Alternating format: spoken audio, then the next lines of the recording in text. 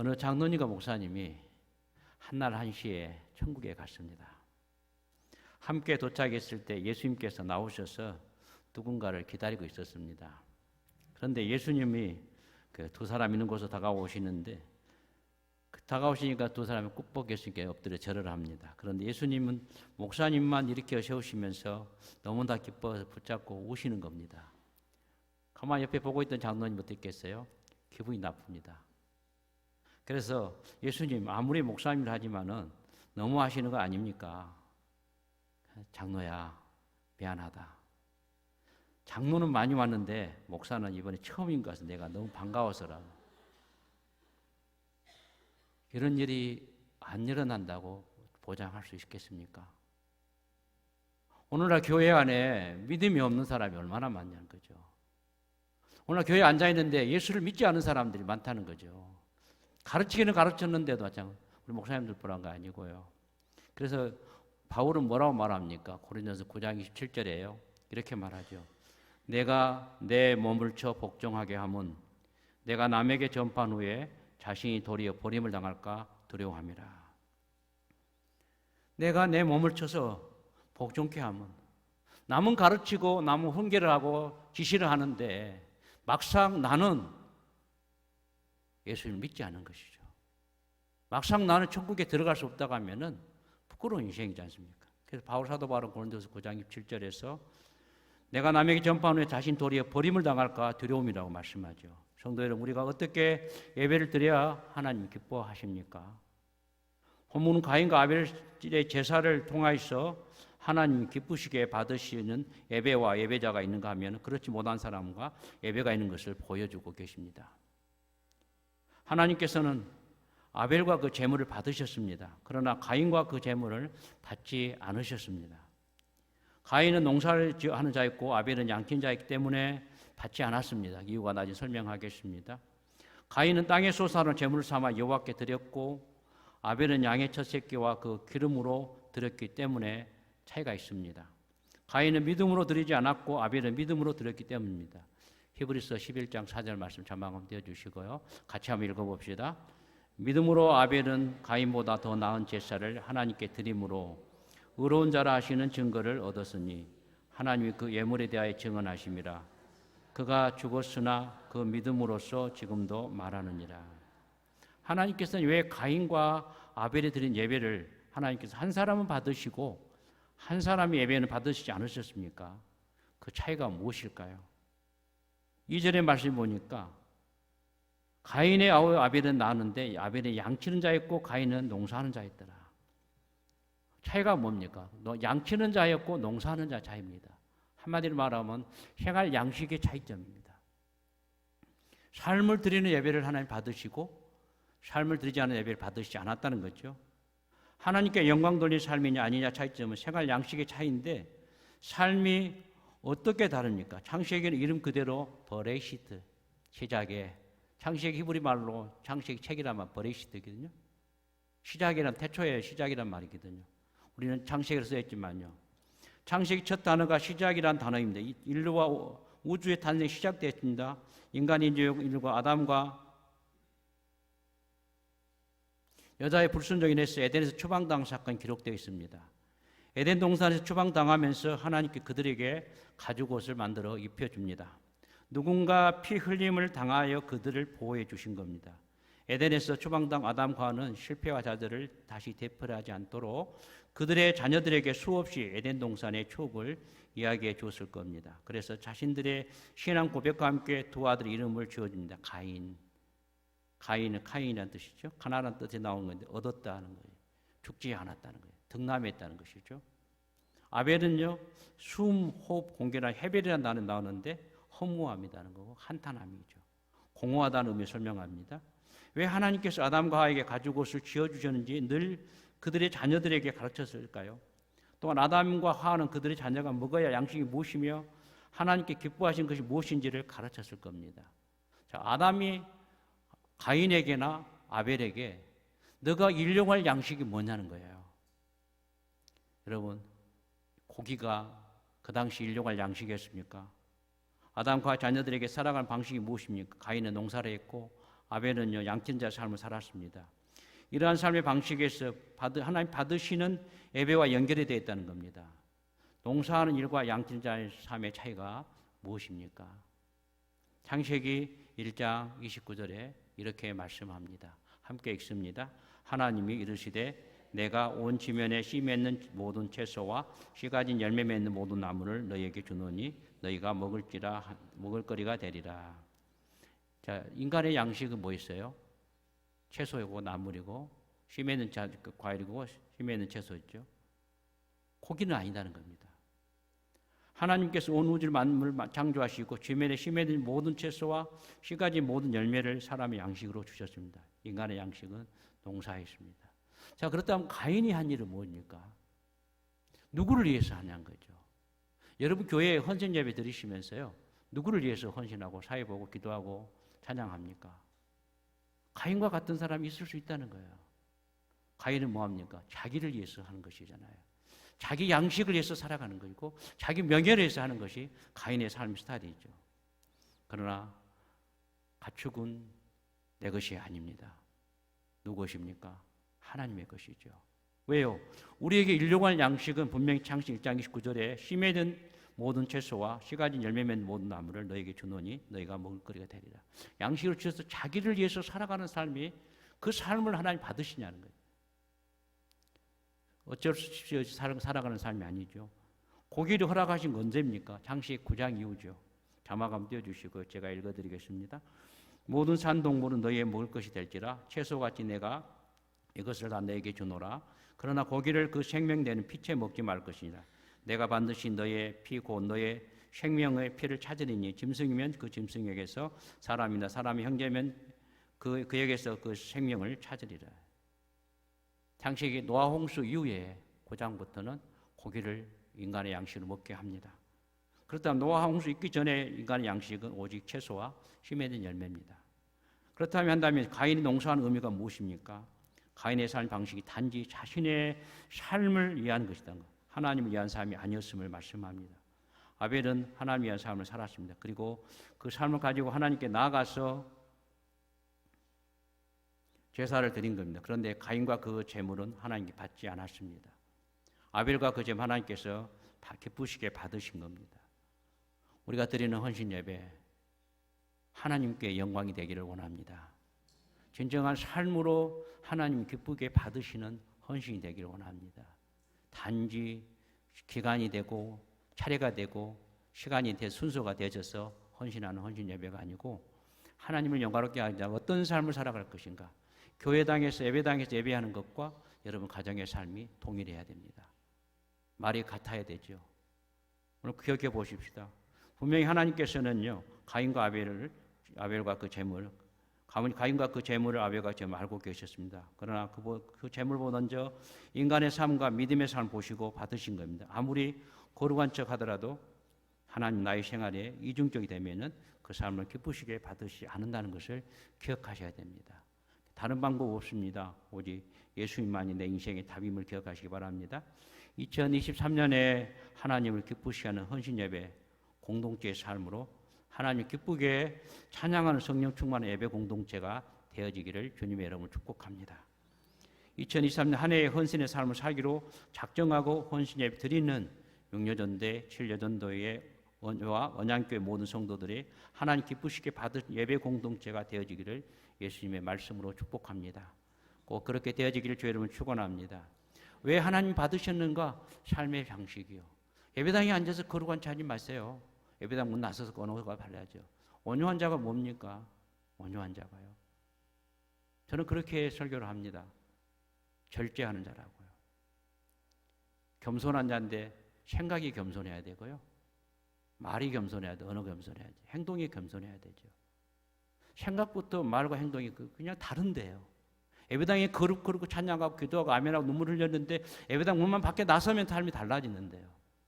말씀에 길들여지지 아니하는 길들여질 때만이 온유한 자가 되죠. 오늘도 마찬가지입니다. 삶이 주방에서 설거지하면서 찬송하는 모습이 감사하는 모습이 직장생활하면서 여러분 일하는 그 모습이 하나님의 사람으로 정말 삶이 연락되어지는 복 있는 헌신 예배가 되어지시기를 주님의 이름으로 축복합니다. 두 번째는요. 3절에 보니까 양의 첫 새끼로 드림이죠. 믿음을 드리는 예배다는 겁니다. 아벨은 자기도 양의 첫 새끼를 드렸습니다. 첫이란 단어의 개념도 있지만 가장 좋은 것으로 질적인 개념도 있습니다. 아벨은 가장 좋은 양의 첫 새끼를 하나님께 정성을 다해 드렸습니다. 하나님 것을 하나님 드린 겁니다. 이것을 기쁘시게 받으시는데 출애굽기 13장 2절에는 뭐라고 말합니까? 우리 자막함 때 같이 읽어봅시다. 이스라엘 자손 중에서 사람이나 짐승을 막론하고 태에서 처음 남은 모든 것은 다 거룩히 구별하여 내게 돌리라. 이는 내 것이니라 하시니라. 첫 태생 첫 아들은 다 하나님의 것입니다. 가장 귀한 것입니다. 저는 이 말씀에 제 개인적인 이야기를 하고 싶습니다. 첫 아들이 마지닥에서 어머님이 평생을 16살에 선언기도 해가지고 29에 늦게서 대학을 들어갔습니다. 그래서 계속해서 오직 원양교회 와가지고 단독 목회는 32년 동안 계속 있었는데요. 어머니 기도가 지금도 기억나는 것. 첫 아들이다, 맏아들이다고 목사가 되기 소망하면서요. 거의 밤이 맞도록 날이 새도록 교회에서 주무시거든요. 새벽기도 4시에 시작돼가지고 시골에 나셔요. 시작돼서 오면은 5시에 들어오면은 집에 가서 있으면은 아버지 어머니 찬송 2장 부르고 성경 2장 읽고 아이들 5남매를 위해서 손조들까지 기도하는 모습들. 뭐 때문인가? 첫 것이다 하겠어요. 부모님 4분이 가장 예배드린 것이고 이러한 부모님의 기도의 정성 때문에 여기까지 은혜스럽게 목회할 수 있었던 것도 하나님이 함께한 것도 마찬가지입니다. 뭘 드렸습니까? 첫 새끼를 드린 것처럼 믿음을 드린 것입니다. 그냥 가인은 그냥 예물 드렸지만 아벨은 첫 것을 하나님께 드렸다는 것입니다. 그렇다면 한번 여러분 생각해 봅시다. 자, 우리가 한번 하나님 받은 재물의 차이가 무엇이냐는 것, 드리는 사람의 믿음인데요. 이 레위기서를 보면은 1장에서 7장까지 똑같은 말이 반복이 돼요. 제사 드리는 방법과 종류가 있어요. 자, 번제를 드리고 소제와 화목제와 속죄제와 속건제가 있습니다. 그리고 6장 7절에 가서는 번제를 드리는 화제로 불로 태워서 드리는 방법이 있고 포도주 뿌리는 전제가 있고요.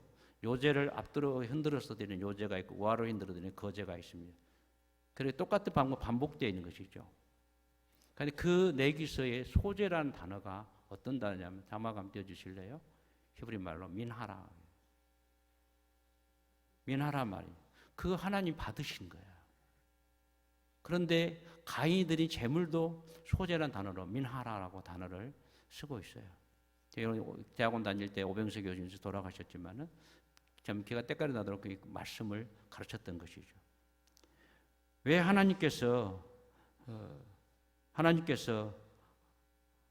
아벨의 제사를 받으셨을까? 그 답을 뭐라고 말합니까? 아까 읽었던 히브리서 11장 4절 말씀이죠. 똑같은 구약에서 소제를 드릴 때 히브리 단어 민하라는 그 단어나 여기에 쓰는 가인과 그 재물이라는 단어에 재물이라는 단어를 민하라고 썼던 단어가 같은 단어라는 거죠. 그렇다면은 차이가 뭡니까? 히브리서 11장 4절은 믿음으로 아벨은 가인보다 더 나은 제사를 하나님께 드렸다 하겠습니다. 믿음이 빠져버리면, 은혜가 빠져버리면, 감사가 빠져버리면요, 하나님 기뻐할까요? 한번 생각해 보세요. 왜 똑같은 제사를 드렸지만은 아벨의 것은 받아주고 가인의 것은 안 받으셨습니까?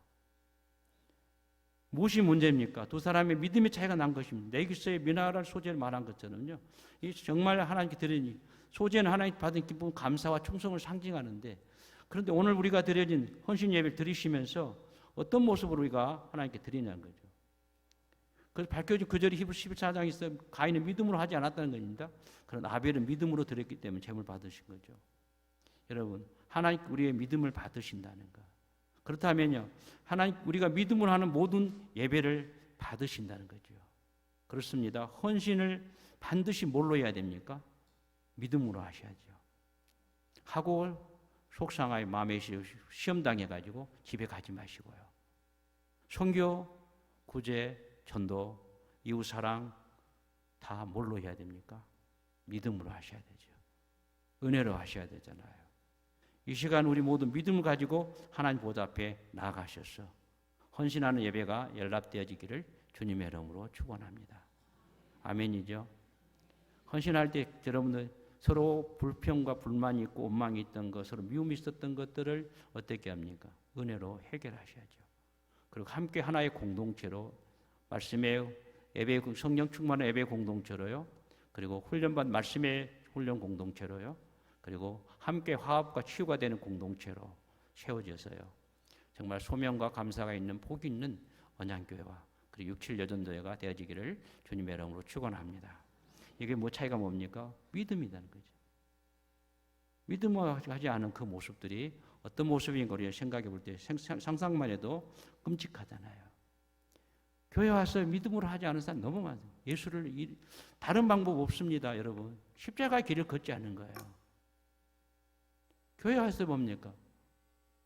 십자가는 내가 죽어야 되잖아요. 다 옳은 말을 하거든요. 다 똑같은 하나님 영광이 있어 살아요. 그러나 뭐라 합니까? 고린도서 13장 1절에 천사의 말을 할지라도 사랑이 없으면 뭐가 같다고요? 우리는 꽹과리밖에 될 수 없어요. 내가 모든 걸 다 내준다 할지라도 뭐합니까? 사랑이 없으면 nothing이죠. 무익하다고 하잖아요. 그러니까 우리가 신앙생활 하시면서 하나님 나를 위해서 받아준 내가 드린 예배를 받아주던 그 예배가 뭐냐는 거예요. 거기에는 믿음이 들어갈 똑같은 히브리 말로 민하라는 단어를 썼는데도 불구하고 왜 소재는 받아주시는데 충성과 헌신을 받아주시는데 왜 가인과 그 재물은 받지 않았느냐. 히브리서 11장 4절은 믿음으로 하지 않았기 때문이라고 말씀하고 있다는 것입니다. 세 번째는 뭡니까? 사람의 차이점이죠.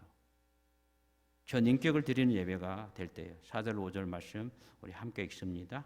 아벨은 자기도 양의 첫 새끼와 그 그림으로 드렸더니 여호와께서 아벨과 그 제물을 받으시옵으나 가인과 그 제물을 받지 아니하신지라. 가인이 몹시 분하여 안색이 변하니 여호와께서 가인에게 이르시되 내가 분하여면 어찌 됨이냐 안색이 변하면 어찌 됨이냐. 본문에서 아벨의 제물은 연락하셨습니다. 그러나 가인의 제물을 연락하지 않으셨습니다. 이 문제를 조금 더 깊이 새겨보면 아벨과 그 제물은 연락하셨고 가인과 그 제물은 연락하지 않으셨습니다. 먼저 사람을 받으신 겁니다. 하나님께서 아벨은 받으시고 가인은 받지 않았다는 겁니다. 무엇을 의미합니까? 인격이죠. 어떤 인격입니까? 전 인격이죠. 인격이 안 되면 제물을 받으시지 않으신다는 거죠. 우리는 제물 앞에 먼저 사람을 받으신 것을 기억해야 됩니다. 온전한 인격이 돼야 되고 하나님 찾으시는 그 한 사람이 돼야 되겠죠. 주를 위한 이곳에 예배하는 자들 중에 그가 찾는 이 없어 주님께서 슬퍼하시네. 함께 기억해 봅시다. 주를 위한 이곳에 예배하는 자들 중에 그가 찾는 이 없어 주님께서 슬퍼하시네. 주님이 찾으시는 그 한 사람의 예배자, 내가 그 사람 간절히 되기를 원하네. 주님이 찾으시는 그 한 사람, 주를 위한 이곳 예배한 자들이 중에서 주가 찾는 그 한 사람이 없던 주님이 슬퍼하신다면 우리의 인격이 못됐다는 거예요. 사람이 추하다는 거죠. 주님 찾으시는 그 한 사람, 그래야 아벨을 받으신 것처럼 우리의 삶 가치를 받으신다는 것. 그러기 우리의 인격을 먼저 받으신 줄 믿고 그리고 나서 재물을 받으셨다는 겁니다. 왜 사람이 먼저 나옵니까? 사람의 믿음과 인격을 먼저 받으시기 때문입니다. 사람이 예수를 믿어 평생을 믿어도요 말이 안 바뀐 사람이 있어요.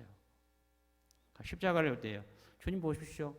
여기 3대 목표잖아요. 가르치고 전파하고 치유하는 예수님 3대 사역이죠. 어디로 갑니까? 최후의 만찬에서요.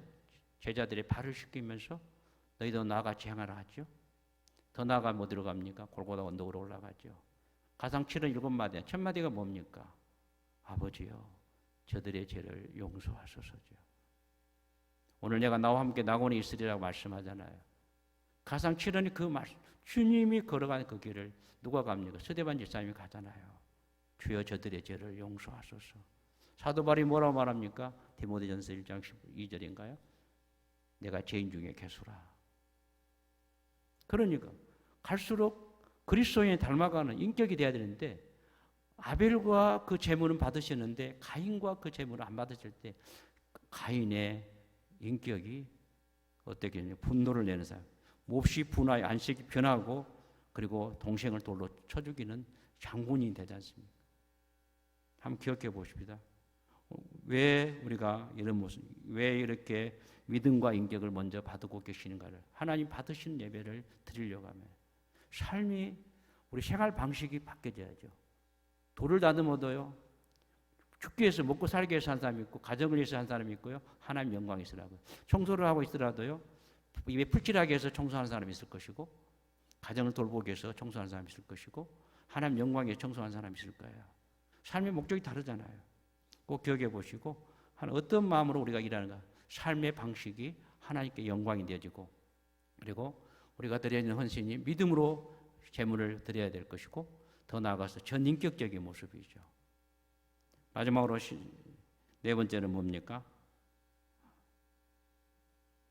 3절 말씀에 피를 드려야 한다는 거죠. 생명을 드리는 것이죠. 아벨은 양의 첫 새끼를 하나님께 제물로 드렸습니다. 첫 새끼를 제물로 드리는데 그 기름을 여호와께 드렸다는 거죠. 기름을 드리고 한다면은 희생물이 따릅니다.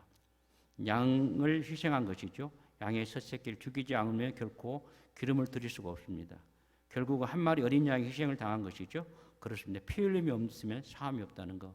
히브리서 9장 22절 말씀이죠. 함께 읽습니다. 율법을 따라 그의 모든 물건이 피로써 정결하게 되었나니 피 흘림이 없은즉 사함이 없느니라. 피에는 뭐 있습니까? 생명이 있다는 거죠.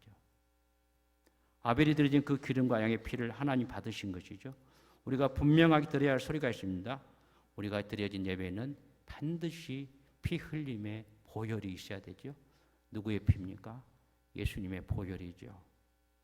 아벨은 양의 첫 새끼가 기름으로 하나님께 드렸습니다. 동물의 기름을 취한다는 것은 그 동물을 죽여야만 합니다. 그래야 그 피를 드릴 수 있습니다. 마찬가지입니다. 우리의 죄를 용서받으려면 누군가가 피를 흘려야 합니다. 그 피가 바로 예수님의 보혈이죠.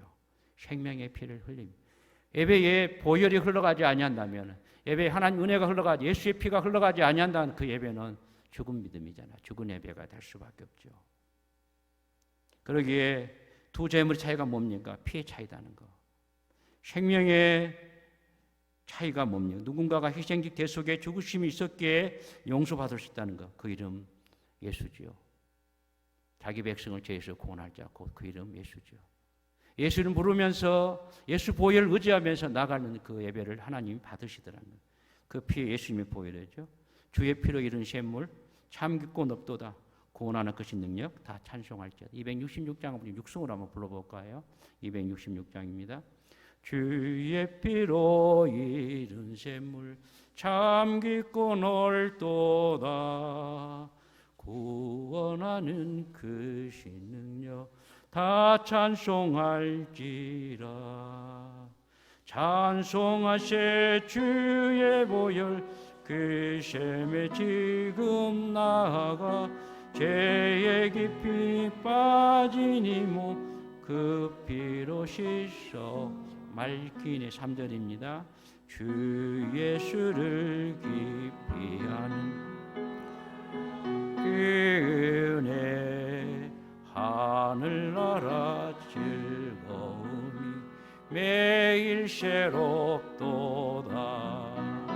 찬송하세 주의 보혈 그 샘에 지금 나아가 죄의 깊이 빠진 이 몸 그 피로 씻어 맑히네. 주의 피로 이룬 샘물 참 깊고 높도다. 구원하신 그 능력 다 찬송할지라. 찬송하시 주의 보혈 그 샘에 지금 나아가 죄의 깊이 빠진 이 몸 그 피로 씻어 맑히네. 왜 하나님께서 아벨과 그 제물을 받으셨습니까? 양의 첫 새끼를 드렸고 기름을 드리는 것은 보혈을 피를 흘렸기 때문입니다. 오늘 우리 예배에 언제나 구약을 짜면은 동물의 피가요, 신약을 짜면 예수님의 보혈이 흘러간 것처럼, 구약을 짜면은 하나님의 사랑이, 신약을 짜면 예수님 사랑이요, 성경을 짜면 피가 보혈만 흘러가는 그런 역사가 일어나지 않습니까? 오늘 예배에 어디 무엇이 필요합니까? 주의 보혈이 필요합니다. 우리의 죄악을 씻겨야 됩니다. 치유와 회복이 되기 위해서 주의 보혈이 흘러가야 됩니다. 배너에도 마지막 장에 보십시오. 미리암과 그 어머니가 나병으로 고통당할 때 그냥 강물 같은 피 흘림, 비온과 함께 피가 흘러가면서 순식간에 나병이 나버리잖아요. 오늘 우리에게도 이런 역사가 있기를 주님 여러분으로 축복합니다. 말씀을 정리합니다. 하나님 받으시는 예배는 어떤 예배입니까? 삶이 온전히 드려야 합니다. 하나님께 기쁘시게 받은 예배는요, 반드시 믿음이 있어야 됩니다.